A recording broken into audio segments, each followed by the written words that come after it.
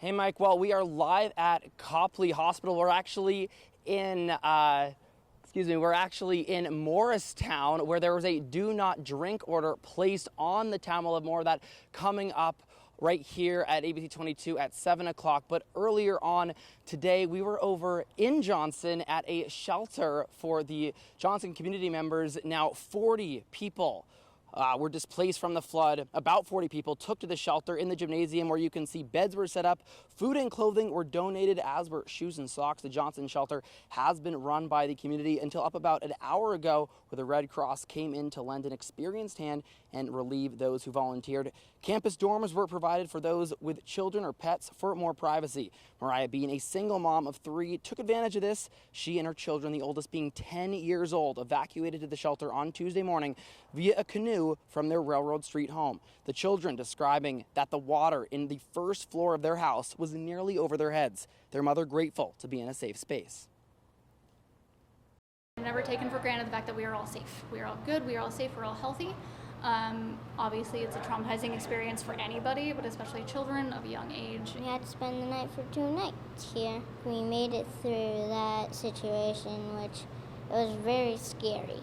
Our doors are open, so anyone who needs services, even if they didn't come in during the flooding event, are still welcome. If you're displaced, please don't hesitate to come in. We will have more on the Johnson facilities later on tonight, as well as the Mariah's family and her children. For now, though, we're going to bring in Sam Israel, who was in Hardwick today for more on flood coverage. Sam, what did you get today?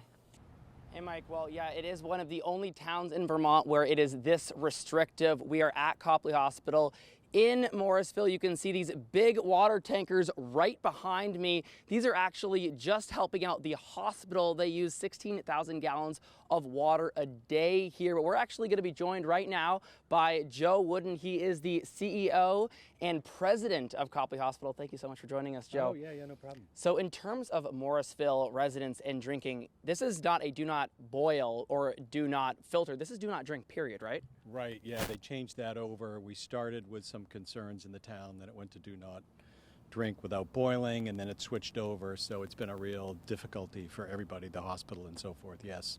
But in terms of the hospital, you have these wonderful tankers who are helping out. You guys use so much water a day. How great has this been to have fresh water so you're able to do surgeries, do things that use a lot of water? Well, the first day on Monday, Sunday night and Sunday afternoon, we're actually at a funeral for one of our doctors. It was pouring. Monday was a mess. We had to cancel a whole day of surgery and a whole bunch of visits, but we brought this online. We've got the equipment and the piping coming out from the main hospital, so Menashe and Company's been great. The state and feds have helped out.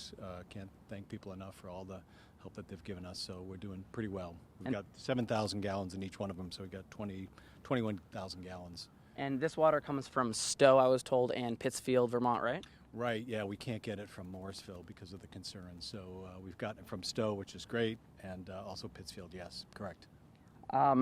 So in terms of drinking water for just residents, because I know this is for the hospital, where can residents get water?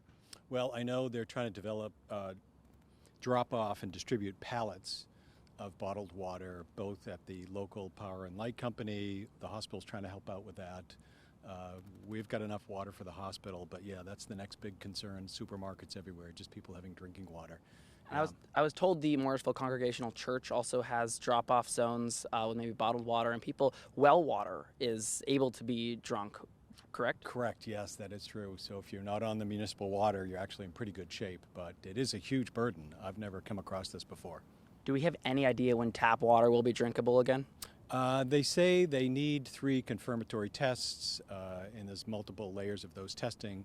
So hopefully by Friday, but it might be into next week because everybody's really cautious about making sure the water is safe to drink. Well, so, yeah. It's very good that at the hospital, only hospital in the state where this is affected like this. It's great you guys have the water to perform the surgeries you need to do.